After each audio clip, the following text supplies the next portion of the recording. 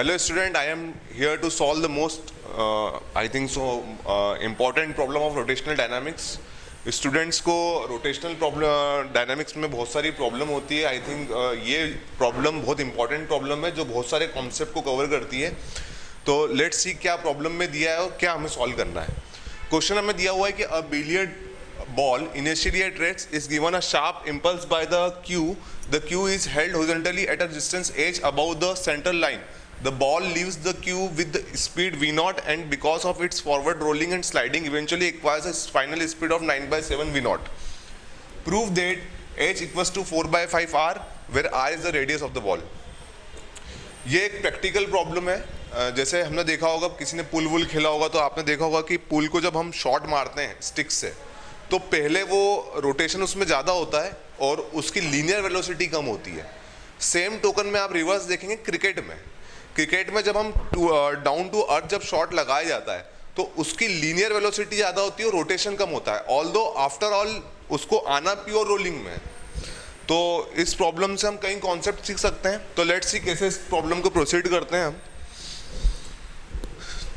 देखते चलते हैं क्या प्रॉब्लम सॉल्व करनी है हमको.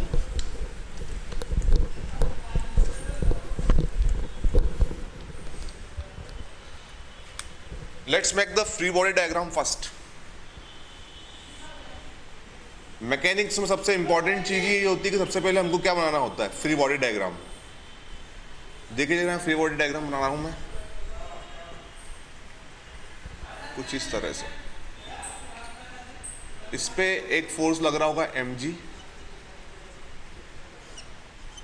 एक n और एक फ्रिक्शनल फोर्स. इस क्वेश्चन में सबसे इंपॉर्टेंट चीज ये भी है कि हम फ्रिक्शनल फोर्स को कैसे डिफाइन करें. बच्चों को प्रॉब्लम होती है रोटेशन में फ्रिक्शनल फोर्स कैसे होता है. हमेशा ध्यान रखें, सबसे पहली बात फ्रिक्शन का पहला कॉन्सेप्ट कि फ्रिक्शनल फोर्स हमेशा जब भी दो बॉडीज में रिलेटिव मोशन होता है तब होता है. जैसे फॉर एग्जाम्पल मैं बोलूँ कि ये मेरे दो हाथ हैं, तो इन दो हाथ में अगर इनकी वेलोसिटी सेम है तो फ्रिक्शन जीरो है.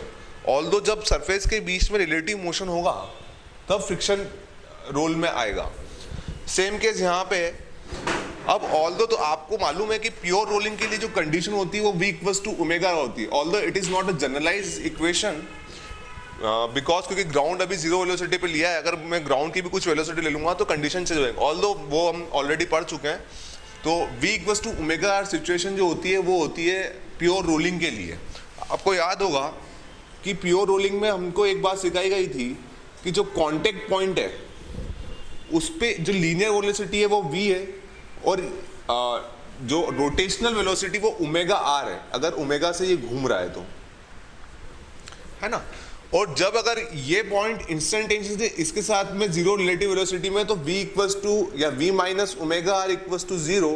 That's why we can write as v equals to omega r, है ना.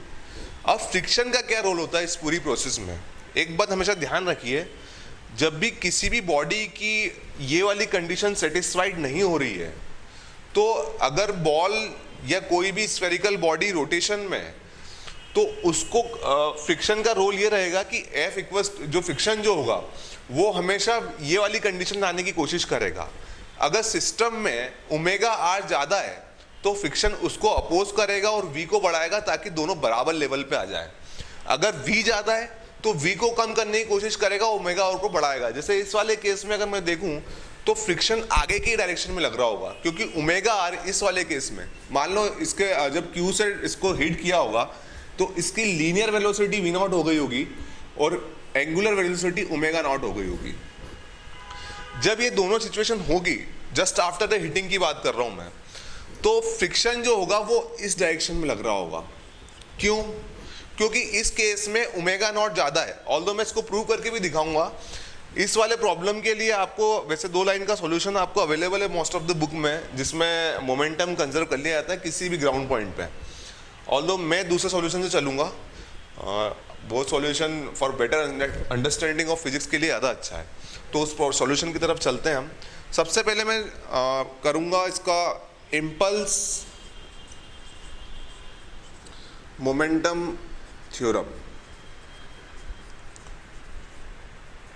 सिंपल सी बात है, हमने सब ने इक्वेशन पढ़ी हुई है. इम्पल्स मोमेंटम थ्योरम क्या बोलती है, अगर कोई इम्पल्स लग रहा है f for D T time के लिए, तो वो उसको मैं लिख सकता हूँ चेंज इन मोमेंटम, है ना। ये हम ऑलरेडी पढ़ चुके हैं इम्पल्स मोमेंटम थ्योरम। अब इस केस में आप एक बात समझिए, आपको यहाँ पे देखा होगा आपने कि बुक में लिख देते हैं f average into delta t equals to del p. F average को ले लिया है, कोई भी quantity short period of time के लिए अगर पीक पे भी होती है या कुछ वेरिएशन भी होता है तो अपन उसका एवरेज ले सकते हैं, क्योंकि टाइम पीरियड बहुत कम है। तो उसका आप पीक लें या एवरेज लें, इट डजंट मैटर, मतलब इतना मैटर नहीं करेगा, आपका सॉल्यूशन परफेक्टली आ जाएगा। बहुत से बुक में आपको लिखा होता है एफ कुछ इस तरह से, तो उसमें कोई घबराने वाली बात नहीं है, it is a sign of averaging कि मैंने उस क्वांटिटी की एवरेजिंग कर दी है। तो इम्पल्स मोमेंटम थ्योरम क्या बोलती है कि कोई भी जब इम्पल्स लगता है तो वही चेंज इन मोमेंटम के रीजन होता है। तो ठीक है, इसको सॉल्व करते हैं। मान लीजिए एफ फोर्स लग रहा होगा बॉडी पे, अगर एफ फोर्स लग रहा होगा फॉर डेल्टा टी टाइम के लिए, तो इसका P final minus P initial लिख सकता हूँ डेल्टा पी को। पी आई जो है वो जीरो, उसने बोला हुआ है कि इनिशियली जो बॉल है वो रेस्ट पे है। अच्छा, फाइनली उसकी after the hitting with the cue उसकी वेलोसिटी हो गई वी नॉट, तो मैं इसको लिख सकता हूं m v not f delta t. ये आ गई मेरे पास में पहली इक्वेशन। मैं फिर से बोल रहा हूँ, ऑल्दो इसका सॉल्यूशन बुक्स में दिया हुआ है जिसमें डायरेक्टली मोमेंटम कंजर्व कर लेते हैं ग्राउंड पॉइंट पे, वो सॉल्यूशन भी सही है, पर for understanding the deeper concept of rotational dynamics तो इंपॉर्टेंट है कि हम थोड़ा इसका जनरलाइज सॉल्यूशन देखें। सेकेंड थिंग अब मैं इसमें लगाऊंगा इम्पल्स एंगुलर मोमेंटम, जो टॉर्क एंगुलर मोमेंटम इक्वेशन है सेम टोकन पे जो चलती है, आपको मालूम होगा, जिसमें हम लिखते हैं tau delta t which is equals to del of l. L is the angular momentum, tau is the torque and delta t is same concept है। जैसे ट्रांसलेशन मोशन में फोर्स जो होता है वो कॉज होता है किसी भी चेंज इन मोमेंटम के लिए, उसी टोकन पे रोटेशन में टॉर्क रिस्पॉन्सिबल होता है for change in angular momentum. अब इसी टॉर्क की इक्वेशन को मैं अगर लगाऊं तो मुझे मालूम है कि इसकी एज सेंटर लाइन से एज हाइट पे मैंने फोर्स लगाया है, तो मैं टॉर्क लिख सकता हूं F into H delta T change in angular momentum. Angular momentum होता है आई इंटू ओमेगा, ये सब चीजें आपको मालूम है, तो मैं इसको लिख सकता हूं I into omega nought. Since initial angular momentum भी जीरो था क्योंकि बॉल रेस्ट पे थी, after hitting with the cue the velocity is omega nought, तो मैंने वो पुट कर दिया, सिंपल। अच्छा, ये दो इक्वेशन मेरे पास में अभी तक आ गई है, equation number 1, equation number 2। Although मैंने यहाँ पे मोमेंटम कंजर्व नहीं किया है, मैंने यहाँ पे इम्पल्स मोमेंटम थ्योरम का यूज किया है, मोमेंटम कंजर्व नहीं किया है। अगर इन दोनों इक्वेशन को मैं इक्वेट करूँ तो मैं एफ डेल्टा टी की जगह रख सकता हूँ m v not for equation, मतलब फ्रॉम इक्वेशन 1 एंड 2। तो मैं लिखूंगा m v not h equals to I omega not. Clear है बात? अच्छा, मेरे पास में ये इक्वेशन आ गई। यहां से मैंने क्या फाइंड आउट किया, ओमेगा नॉट, जो मेरे को क्वेश्चन में गिवन नहीं है, M B nought H by I. अच्छा, अगर ये प्योर रोलिंग हो रही होगी जस्ट आफ्टर द हिटिंग, तो मेरी v equals to omega r वाली कंडीशन सेटिस्फाइड करना चाहिए। मुझे मालूम है कि अगर ये बॉल प्योर रोलिंग में होगी जस्ट आफ्टर द हिटिंग, तो v इक्वल्स टू ओमेगा वाली कंडीशन इसकी सेटिस्फाइड होना चाहिए। इसको अगर मैं r से मल्टीप्लाई कर दूं, देखना जैसे अगर मैं इसको r से मल्टीप्लाई कर दूं तो v नॉट आ जाना चाहिए मेरे पास में। तो मैं लिखूंगा क्या, v not equals to m v not h I, moment of inertia from centre of mass of the sphere, वो होता है 2/5 mr स्क्वायर इंटू आर। इससे ये कैंसल आउट, m से m कैंसल आउट। आप देख सकते हैं यहाँ पे जो आ रहा है 5/2 v not h by r, मतलब अभी फिलहाल में जो इसकी एंगुलर वेलोसिटी पीछे की साइड जो है वो v नॉट के बराबर नहीं है, उसकी वैल्यू क्या आ रही है 5/2 v not h by r। Since ये v नॉट के बराबर नहीं है तो जस्ट आफ्टर द हिटिंग ये बॉल प्योर रोटेशन में नहीं है, पहली बात। अच्छा, प्योर रोटेशन में नहीं है। यहाँ तक तो हमको बात समझ में आ गई। चलो सिंस आगे बढ़ते हैं, मेरे पास में अभी ओमेगा नॉट की वैल्यू मैंने कैलकुलेट करके रख ली है, वो मैं आगे यूज़ करूँगा उसको। अच्छा, सेकेंड टोकन पे मैं इसमें लगाऊंगा ट्रांसलेशन इक्वेशंस, रोटेशन इक्वेशन भी लगाऊंगा, ट्रांसलेशन इक्वेशन का भी यूज़ करूंगा। आप देखिएगा कैसे ये वी नॉट को इंक्रीज करेगा, सिंस ओमेगा नॉट ज़्यादा है और वी नॉट कम है अभी फिलहाल में, तो फ्रिक्शन ऐसी डायरेक्शन में लगेगा जो ओमेगा को कम करे और लीनियर वेलोसिटी को बढ़ाए, ताकि v इक्वल्स टू ओमेगा वाली कंडीशन अचीव हो पाए। ठीक है, तो अगर मैं ट्रांसलेशन की इक्वेशन लगाऊं, ट्रांसलेशन डायनामिक्स की, तो वो होगी F equals to m a. Although हमको मालूम है जो A होता है F equals to m a में, A होता है वो सेंटर ऑफ मास का होता है, इसमें तो कोई दो राय नहीं है। अच्छा, फ्रिक्शन अभी देखें इसको कि इसमें सिर्फ एक फोर्स काम कर रहा है, फ्रिक्शनल फोर्स, वो भी आगे की डायरेक्शन में। तो मैं इसको लिख सकता हूँ F small f m into a COM, और फ्रिक्शन की वैल्यू हमेशा याद रखें कि म्यू एम जी नहीं होती है, म्यू एन होती है, क्योंकि नॉर्मल हर डिफरेंट कंडीशन में डिफरेंट हो सकता है। तो मैं लिखूंगा F equals to mu n where n equals to m g, तो इसको लिख दूंगा म्यू एम जी। तो इसको मैंने लिखा mu m g equals to m a, इससे कैंसिल आउट, तो ए कॉम की वैल्यू मेरे पास में आ गई क्या, mu g. Forward linear acceleration. Okay, second token पे मैं फिर से रोटेशनल डायनामिक्स की इक्वेशन यूज करने जा रहा हूं। प्लीज देखिएगा रोटेशनल इक्वेशन क्या बोलती है। रोटेशनल इक्वेशन में हमको मालूम है, सेम एनालॉजी पे मैं लिख सकता हूँ टॉ इक्वल्स टू आई अल्फा। मतलब अगर कोई भी बॉडी रोटेशन में है तो टॉर्क होगा डेफिनेटली, और टॉर्क होगा तो एंगुलर एक्सेलरेशन होगा। तो टॉर्क के लिए मैं क्या लिखूंगा यहाँ पे, टॉर्क जो लग रहा होगा वो लग रहा होगा फ्रिक्शनल टॉर्क। ठीक है, कितने डिस्टेंस पे, आर।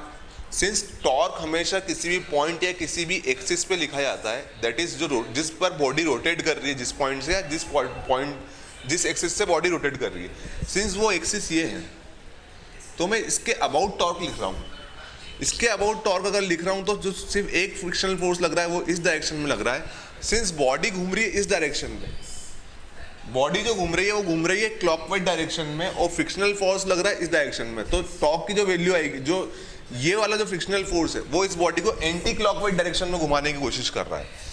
तो इसका जो अल्फा होगा माइनस होगा, क्योंकि वो इसको डी एक्सेलरेट कर रहा है, तो इसको लिखूंगा माइनस ऑफ आई अल्फा। तो अल्फा की वैल्यू मेरे पास में यहाँ से आ जाएगी एफ, ऑल्दो मैं मैग्नीट्यूड की बात कर रहा हूँ तो माइनस साइन को हटा सकता हूँ, तो वो हो सकता है एफ आर बाय आई, और ऑल्दो इसके साथ में डायरेक्शन लिख दिया तो बेटर रहेगा, वो होगा एंटी क्लॉकवाइज डायरेक्शन।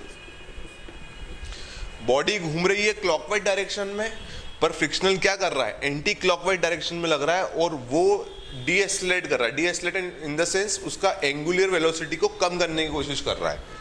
ठीक है, यहाँ से मेरे पास में अल्फा की वैल्यू जो आएगी, अगर मैं mu equals to m g रख दूँ तो अल्फा की वैल्यू आ जाएगी mu m g r by I. इसको मैं साइड में लिख देता हूँ ताकि बाद में इसको यूज़ कर पाऊँ। तो अल्फा की वैल्यू मेरे पास में आ गई है mu m g r by I, और एक सेंटर ऑफ मास की मेरे पास में जो इक्वेशन है एक्सेलरेशन की, वो है म्यू जी। ये सारी इक्वेशन में साइड बाय साइड यूज करता चलूँगा। ठीक है भैया, यहाँ तक कर लिया। सिंपल सी इक्वेशन लगाई है मैंने, आप देख सकते हैं, पर वो थोड़ा कॉन्सेप्ट क्लियर होना चाहिए, तभी ये क्वेश्चन इस तरीके से बन पाएगा आपसे। अच्छा, मुझे कंडीशन दी हुई है क्वेश्चन में, अगर आप क्वेश्चन को फिर से देखें तो क्वेश्चन में मुझे ये दिया हुआ है कि जो बाद में जो वेलोसिटी उसकी हो गई है वो 9/7 वी नॉट हो गई है। मतलब जब वो ball, spherical ball pure rolling में आ गई होगी तो उसकी लीनियर वेलोसिटी 9/7 वी नॉट हो गई होगी। तो मैं सिंपल सी इक्वेशन ऑफ मोशन लगा रहा हूँ, v equals to u plus a T.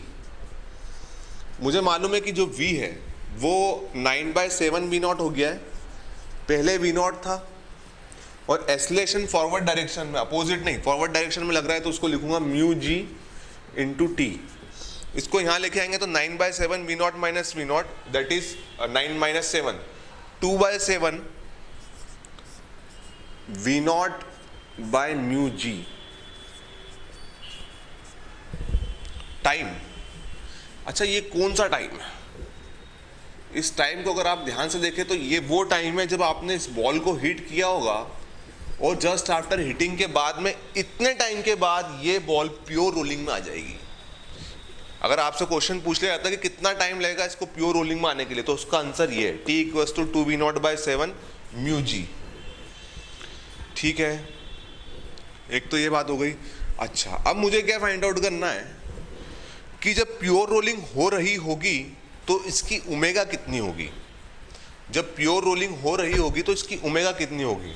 मैं देख सकता हूँ, मुझे मालूम है कि जो इक्वेशन ऑफ मोशन में रोटेशन में भी यूज़ कर सकता हूँ सेम एनालॉजी पे, ऑल्दो मुझे डिस्टेंस को कन्वर्ट करना होता है एंगुलर थीटा से और वी लीनियर वेलोसिटी को एंगुलर वेलोसिटी से और लीनियर एक्सेलरेशन को एंगुलर एक्सेलरेशन से। तो लेट्स सी क्या कर रहा हूँ मैं सिंपल इक्वेशन यूज कर रहा हूँ, u omega final equals to omega initial plus alpha t. यहाँ से मैं ओमेगा फाइनल निकाल सकता हूँ, ओमेगा इनिशियल मेरे पास में है, अल्फा मेरे पास में, टी मेरे पास में है। ओमेगा फाइनल की वैल्यू जो मेरे पास में है वो मुझे मालूम नहीं है तो मैं इसको ओमेगा लिख देता हूँ। अच्छा, ओमेगा आई जो था इनिशियल ओमेगा वो ओमेगा नॉट था। यहाँ ध्यान रखें ये जो अल्फा है वो पॉजिटिव नहीं है, वो नेगेटिव है, क्योंकि हमने पहले ही बोला है कि वो ओमेगा उसको, ये जो अल्फा है वो डी एस्लेशन, एंगुलर एस्लेशन जो है वो डिक्रीज हो रहा है, मतलब ओमेगा को डिक्रीज कर रहा है। तो मैं इसको लिखूंगा mu m g r by I into t की वैल्यू मैं कैलकुलेट कर चुका हूं तो वो हो जाएगी 2v0/7 म्यू जी। म्यू से म्यू कैंसल आउट, जी से g cancel out. Omega not की वैल्यू मैं कैलकुलेट कर चुका हूँ वहाँ से, तो उसको मैं लिख सकता हूँ mv0h/i और इसको मैं लिख सकता हूँ mg 2/7, कुछ गड़बड़ करके माइनस यहाँ पे 2/7, सॉरी 7 तो यही रहेगा, थोड़ा सा मिस्टेक हो गया, ये म्यू से म्यू कैंसिल आउट होगा, तो 2/7 mv0r बाय आई। ये वेलोसिटी वो वेलोसिटी है, वो एंगुलर वेलोसिटी है जब आपकी बॉल प्योर रोलिंग में आ गई होगी। तो सीधी सी बात है कि मेरे पास में अब v = ओमेगा आर वाली कंडीशन सेटिस्फाइड होना चाहिए। मेरे पास में ओमेगा भी है और v भी है, हमने कैलकुलेट किया ऑलरेडी v की जो वैल्यू है, खैर इसको रब कर लेता हूँ, थोड़ी स्पेस कम है, तो ये मेरे पास में ओमेगा की वैल्यू ऑलरेडी लिखी हुई है आफ्टर सॉल्विंग द इक्वेशन। तो v जो मेरे पास में है उसको मैं ये कंडीशन में यूज़ कर रहा हूँ प्योर रोलिंग की, तो आफ्टर प्योर रोलिंग v जो हो गया है वो 9/7 v0 हो गया है और ओमेगा जो है वो ये है प्योर रोलिंग वाला, तो इसको मैं लिखूंगा mv0h/i minus 2/7 mv0r/i into r। अगर ये मेरे पास में इक्वेशन है तो इसको मुझे सॉल्व करना होगा। मैं इसको लिखूंगा 9/7 v0 mv0/i कॉमन ले लेता हूँ, इसमें से मैं कॉमन ले लेता हूँ mv0/i, तो मेरे पास बचेगा h minus 2/7r into r, 2/7r into r। आई की वैल्यू पुट कर लेते हैं यहाँ पे तो थोड़ी सी इक्वेशन इजी हो जाएगी। आई की वैल्यू अगर मैं पुट कर रहा हूँ यहाँ पे तो हो जाएगा mv0 I simply moment of inertia about the axis of rotation that is 2/5 mr², तो वो लिख दूंगा 2/5 mr² into h minus 2/7 r into r। एक r से r कैंसल आउट, एक m से m कैंसल आउट, v0 से v0 कैंसल आउट। यहाँ तक हमने इक्वेशन सॉल्व कर ली है। देखिए यार सिंपल कैलकुलेशन है, आप भी चेक करते हैं ना, गलती ना हो जाए मुझसे। तो हो जाएगा 9/7 विच इज इक्वल्स टू 5/2, 5 के ऊपर 2 by r into h minus 2/7 r. Clear है बात? हाँ ठीक है। अच्छा, मैं इसको अगर इस इक्वेशन को आगे बढ़ाऊँ, इसको सॉल्व करूँ आगे, तो ये हो जाएगा 9/7, इसको अंदर मल्टीप्लाई कर लेते हैं, तो ये हो जाएगा 5/2 h/r minus 2/7 into 5/2। Correct, r से r कैंसिल आउट और 2 से 2 कैंसिल आउट। ये इक्वेशन सीधे सीधे यहाँ से यहाँ ट्रांसफर हो जाएगी, तो हो जाएगा 9/7 plus 5/7 which is equals to 5/2 h/r। इसको कॉमन लेके अगर सॉल्व करेंगे तो 9 + 5 14, 14/7 विच इज इक्वल्स टू 5/2 h/r 2। यहाँ से डायरेक्टली मेरे पास में आ जाएगा h इक्वल्स टू 4/5r, जो कि मुझे प्रूव करना था। One of the decent solution, although 2 line में इसको सॉल्व कर सकता हूँ मैं यहाँ पे मोमेंटम कंजर्व करके, क्योंकि अगर क्वेश्चन जो आपको सॉल्यूशन मिला होगा जहाँ पे मोमेंटम कंजर्व करा होगा, ऑल्दो लोग कुछ स्टूडेंट्स को प्रॉब्लम होती है कि सर मोमेंटम सेंटर ऑफ मास पे क्यों नहीं कंजर्व किया हुआ है, तो उसके लिए बता दूँ, सेंटर ऑफ मास पे जो है एक्सटर्नल फोर्स फ्रिक्शन है, तो आप सेंटर ऑफ मास पे इसका मोमेंटम कंजर्व नहीं कर सकते। ऑल्दो ग्राउंड के किसी भी पॉइंट पे अगर ये पॉइंट भी ले लूँगा मैं, तो यहाँ पे आप मोमेंटम कंजर्व कर सकते हो, not point A, any point, what ever point you, क्योंकि ऑल द फोर्सेज, जैसे फ्रिक्शनल जो है इससे पास हो रहा है तो इसका टॉर्क 0 हो जाएगा, और इससे ये जो इक्वल एंड अपोजिट फोर्सेज लग रहे हैं तो इसका नेट टॉर्क 0 हो जाएगा इस पॉइंट के अबाउट। तो आप किसी भी पॉइंट पे, ग्राउंड पॉइंट पे इसको कंजर्व कर सकते हैं। ये सॉल्यूशन सिर्फ मैंने दिया है समझाने के लिए रोटेशन की क्या डायनामिक्स होते हैं, फ्रिक्शन का क्या इसमें रोल प्ले होता है, तो आपको समझ में आएगा कि फ्रिक्शन, अब हमको फ्रिक्शनल फोर्स कैसे डिसाइड करना है कि अगर कोई भी बॉडी प्योर, जैसे सेम केस आपने देखा होगा क्रिकेट की जो बॉल होती है, उसमें जब क्रिकेट पे डाउन टू अर्थ शॉट मारा जाता है तो बॉल की लीनियर वेलोसिटी ज़्यादा होती है और एंगुलर वेलोसिटी कम होती है, मतलब वो घूमती कम है और आगे ज़्यादा जाती है, और एक टाइम के बाद प्योर रोलिंग होते थे। आप ये क्वेश्चन भी पूछ सकते हैं कि ये बॉल रुक क्यों जाती है अगर फ्रिक्शन लग रहा है, तो मतलब आफ्टर प्योर रोलिंग, जब आपकी बॉडी प्योर रोलिंग में आ गई है तो फ्रिक्शनल का कोई फिर उसमें रोल नहीं होगा, क्योंकि फ्रिक्शनल का रोल तभी होगा जब तक बॉडी प्योर रोलिंग में नहीं। जब प्योर रोलिंग में बॉडी आ जाएगी तो इन दो पॉइंट के बीच में रिलेटिव वेलोसिटी 0 हो जाएगी, और रिलेटिव वेलोसिटी अगर 0 होगी तो फ्रिक्शनल का कोई रोल नहीं होगा, फ्रिक्शनल कोई रोल प्ले नहीं करेगा उसमें। तो आप ये क्वेश्चन पूछ सकते हैं कि सर अगर ये कोई फ्रिक्शनल नहीं लग रहा है तो ये प्योर रोलिंग में अगर बॉडी है तो इन्फिनिटली चलती चली जाएगी? हाँ, चलती चली जाएगी। पर प्रैक्टिकल प्रॉब्लम में क्या होता है ना, एयर ड्रैग भी होता है और दूसरे चीज़ें भी होती हैं जिसके कारण वो बॉल रुक जाती है। तो this is a very important problem. Hope you understand the problem and solution of the problem. Thank you sir. कैसा वीडियो?